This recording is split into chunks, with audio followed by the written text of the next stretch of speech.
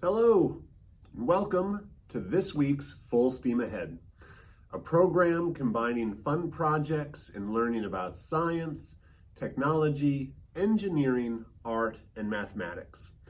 As always, I'm your host and resident youth services librarian, Eric Mahalitz with the Kent Public Library. In today's session, we are going to talk about birds and bird feeders.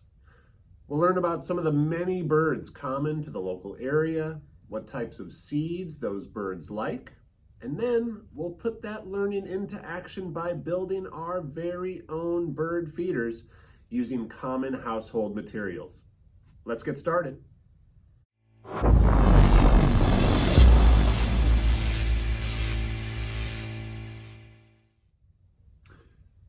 We are spoiled rotten here in the Mid-Hudson Valley region of New York with numerous and various birds that frequent the area. Birds that I have spotted already this year include the northern cardinal.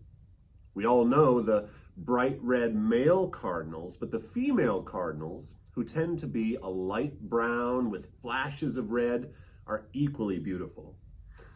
The blue jay, with its bright blue back and its black beak and neck markings, is always striking. Keep an ear out for several woodpeckers, including the red-bellied woodpecker, the pileated woodpecker, and the smaller downy woodpecker. The eastern bluebird is one of my favorite birds. It resembles a common sparrow, but has a radiant blue back with a lightly colored or white belly. When these little ones come around, you cannot miss them. The American goldfinch is another flashy and colorful bird, often having a bright yellow body with black markings on the wings and elsewhere. I've mentioned a lot of colorful birds, but I also love our often gray friends, like the white-breasted nuthatch, the dark-eyed junco, the gray catbird, and the black-capped chickadee, to name a few. Did I mention we're spoiled for birds around here?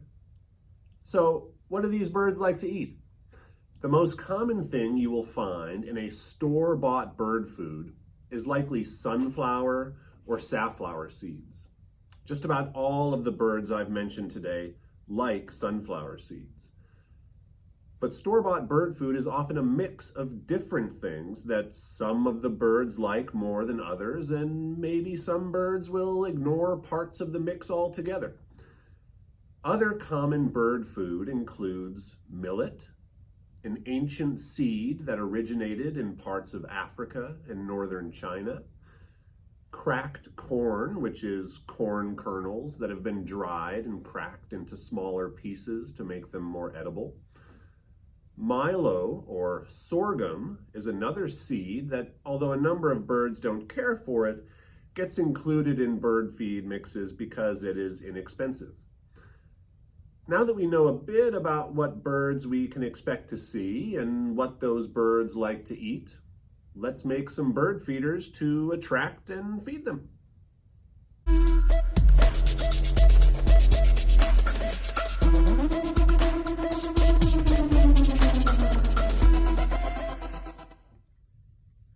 Okay, so let's get started making our bird feeders. So, to go over these supplies that we're going to be using here today, all of which are things that you may have laying around the house, or they are otherwise pretty easily accessible. We've got a plate to kind of hold all of the bird seeds.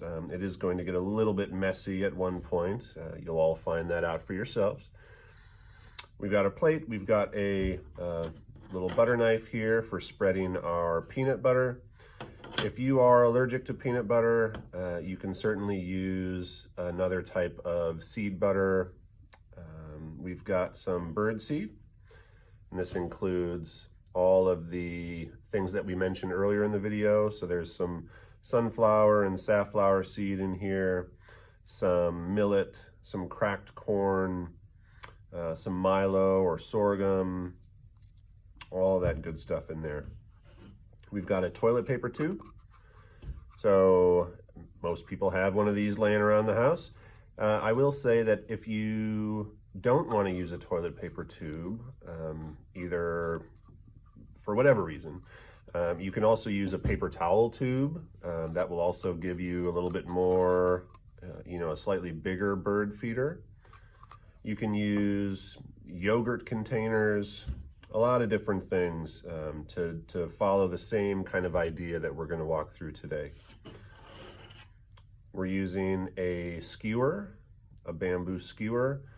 These ones are probably about 6 inches in length. You can certainly, if you have some wooden skewers at home that are a bit longer, try them out. You can use it as is, or you can kind of cut it down.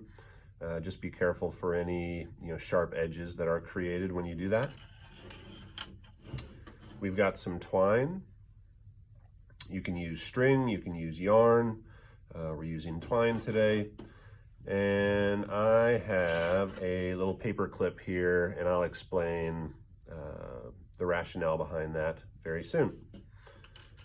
So the first thing that I want to do is, and I've already done it here, I want to poke 4 holes into our toilet paper tube. We're going to have 2 holes in the top and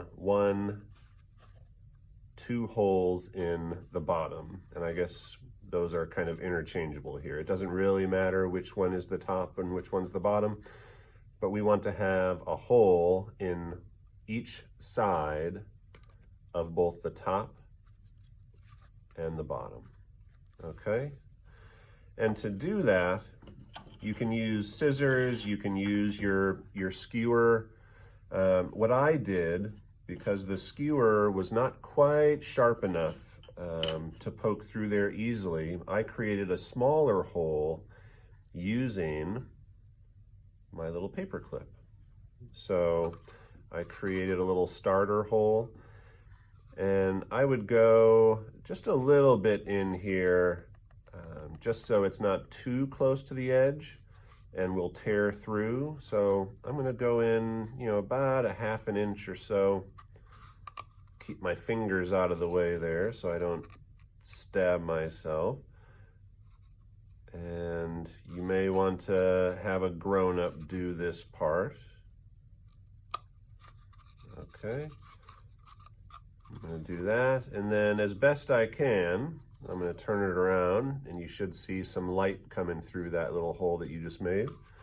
I'm going to create another hole, again, as best as you can. It doesn't have to be perfect. On the direct opposite side. Okay, so now I've got a hole in this side and this side. And now I'm going to take my dowel here and go through that hole again to make it bigger. Right in there, in there. So now you can see those bigger holes there. And again, doesn't matter which side. I'm going to do the same thing and the other side here, and one of them is going to become our little birdie perch there, like so. Okay, so go ahead and poke holes in the other side the same way you just did, and you will end up with, again, 4 holes in your toilet paper tube or paper towel tube or whatever container it is that you're using. And the next thing that we're going to do, now that we have those holes in there, is I'm going to take my knife and I'm going to spread that peanut butter, or again, whatever nut butter or seed butter you are using, onto the tube here.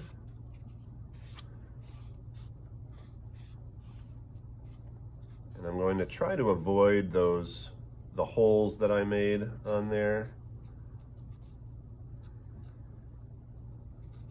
Just a little bit, just to keep this a little less messy for myself.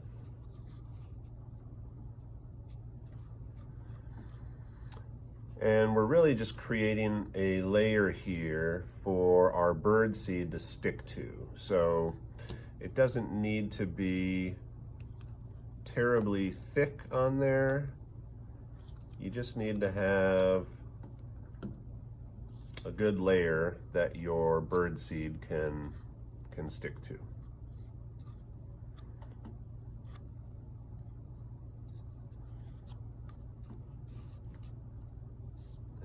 Just for reference, so I've probably used about two or so tablespoons of peanut butter. And I think that is going to be good enough for what we need here. Obviously, if you're using a paper towel tube or anything bigger than this, you'll probably want a bit more. Okay. So once we have our peanut butter, a good layer of that all around, I'm going to take my bird seed here,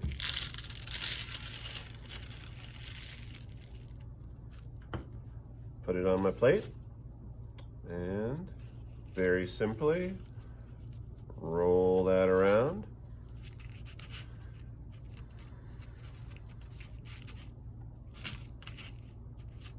This is a fun part.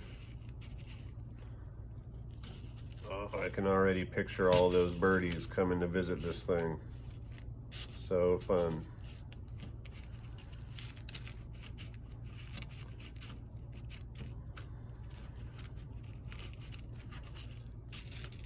And I will say about this too is, you know, birds do like, a lot of birds do like peanut butter and other nut butters. When you are choosing a peanut butter to use, try to be mindful of what is in that peanut butter. Birds are, you know, much smaller than we are, and they might be a bit more sensitive to some of the things that are found in some store-bought peanut butters. So, you know, one of those things might be salt. Ideally, you're using a peanut butter that isn't so high in salt. And then there's also just the kind of preservatives that get used in some store-bought peanut butters. If you can find a peanut butter that is just peanuts and salt, or even make your own peanut butter at home using just peanuts.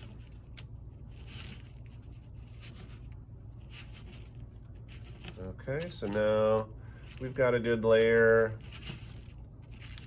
on our toilet paper tube there. And we are close to done. So now our bird feeder is essentially made. Now we're going to use those holes we created earlier. I'm going to put my wooden dowel in one end here. Okay, again, this is what the birds are going to perch on when they come to visit. And then in the other two holes, we're going to put our twine or string or yarn, whichever you have available to you. And this is what we're going to use to attach our bird feeder. Looks like I covered up one of my holes there with some cracked corn.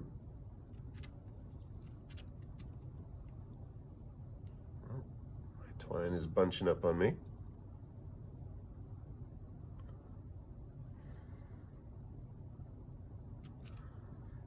Okay, and one side there. And I will say I've had this, a similar bird seed to this out recently, and I'll tell you, the deer loved it. So If you want this to be strictly for birds, you may want to put it high enough where if you do have deer around your house, that the deer can't get to it. If you want to invite the deer as well as the birds, then you don't have to worry about that.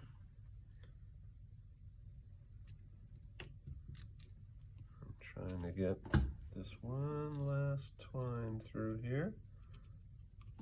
And it looks like I'm going to have to steal my dowel out of here for a moment.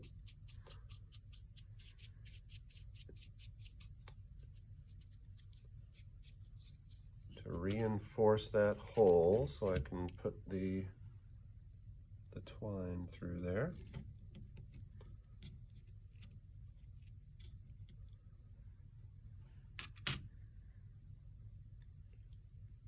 Might need to wet the end of the twine or string to help keep it together.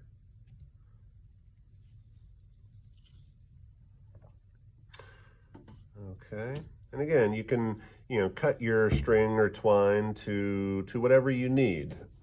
If you're hanging it from high up or wherever it is, cut your string to whatever fits your needs. And if you, I like to, when I hang these types of feeders around my house, I like to also just scatter a little seed underneath. So if you're hanging this from a tree branch, you can scatter some seeds on the ground underneath.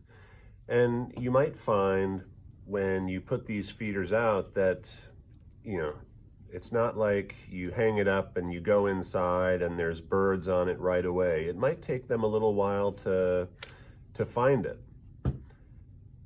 So you can encourage them by scattering some seed around nearby. You can certainly put them in places where you already know birds like to hang out around your house. Get my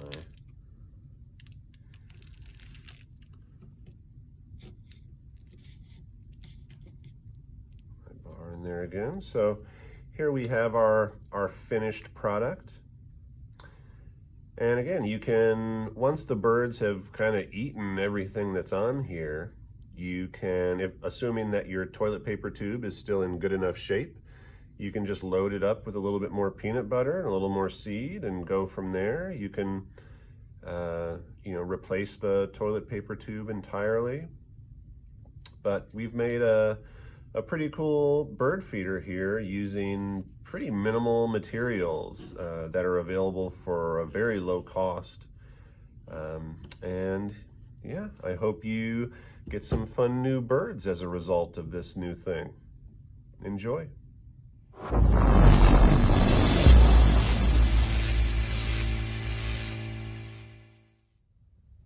Thank you so much for tuning in to this week's Full Steam Ahead. As always, I hope you had fun and learned a little something along the way. See the link in the description for more information and subscribe to the Kent Library YouTube channel. I look forward to seeing you next time on Full Steam Ahead.